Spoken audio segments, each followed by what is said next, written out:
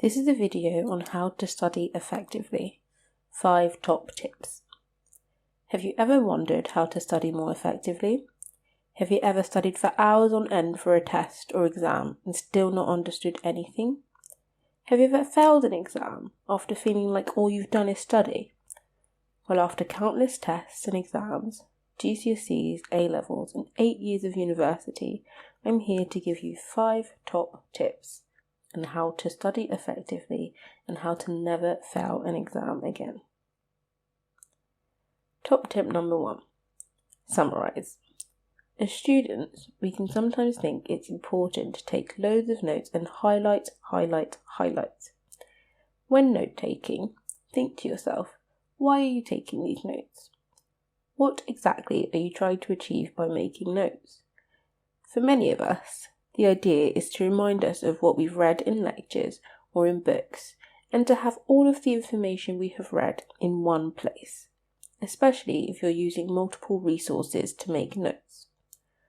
My top tip here is when writing notes, make sure you understand the concepts you are reading about in the first instance. Once you are sure you understand the information you have read, make notes to summarise this information. For some reason, when I first started note-taking, I would write out all of the lecture notes I read over and over again, as well as anything extra the lecturer said. I thought that just writing out the information would somehow help me to remember and learn the information. This is absolutely not true. You need to understand first and then summarise. I then switched my method of note-taking and challenged myself to summarise each lecture onto only one A4 piece of paper.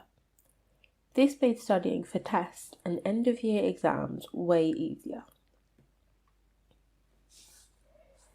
Tip number 2. Use your learning objectives. Learning objectives are not just something a teacher or lecturer puts up on the board at the beginning of a class for fun.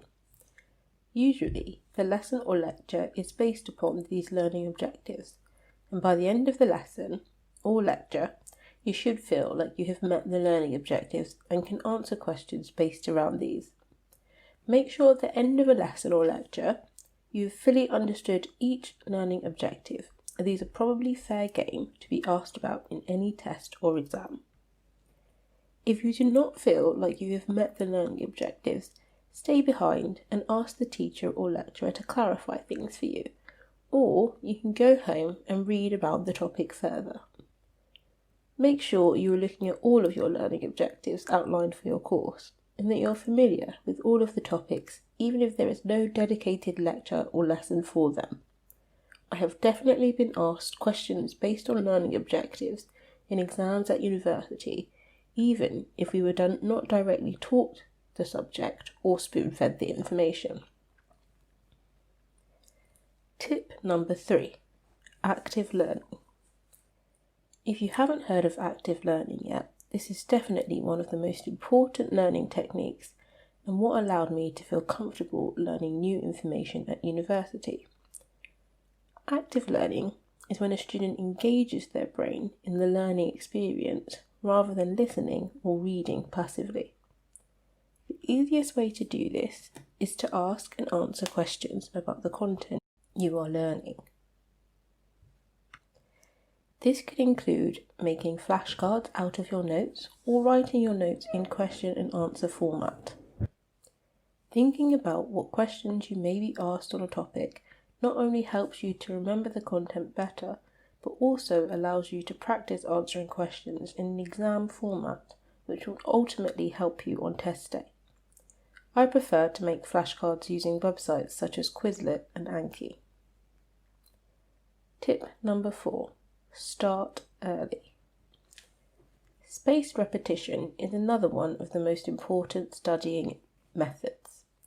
This helps you to remember the information a lot better in the long term.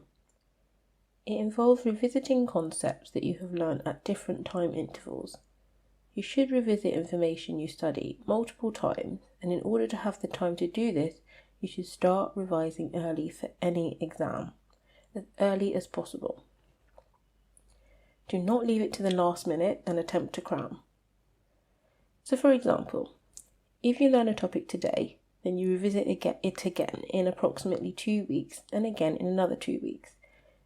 The amount of time you leave in between each time you revisit a topic is dependent on 2 things. 1. How well you understand the topic when you first learn it. If you find it easy, you may not really want to revisit it multiple times before your exam, and may only revisit it one time closer to your exam.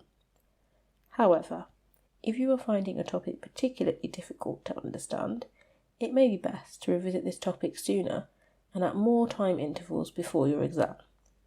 This is especially important for those subjects such as medicine that involve learning a lot of information.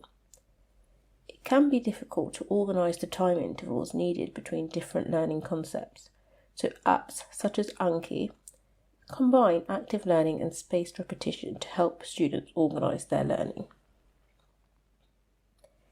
Tip number 5 is to rest. If you have a big exam coming up, it is only natural to want to maximise your time and want to study for this as much as possible. But I'm here to tell you, you also need to make time to relax. If you do not switch off your brain every day, it will be very hard for you to switch it back on again and engage when you come to studying again.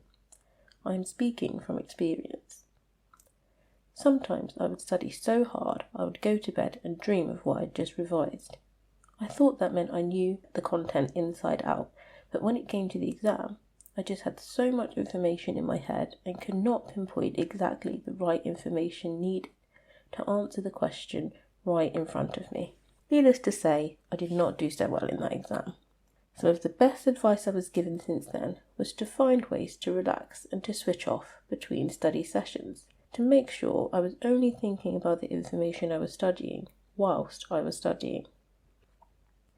Although I was reluctant at first to take time out of my study schedule to go to the gym or to watch a few episodes on Netflix before bed, this helped my mindset and my mental health immensely and gave me the focus I needed to study effectively. Learn to take breaks and schedule in fun stuff that allows you to switch off and relax. Well, that's the end of the video and the end of my 5 top tips on how to study more effectively. I hope you enjoyed watching it and that you found these tips helpful. Please like the video if you liked it and subscribe for more study-related videos. Feel free to leave a comment below if you have any questions and I'll try to answer them. See you in the next one.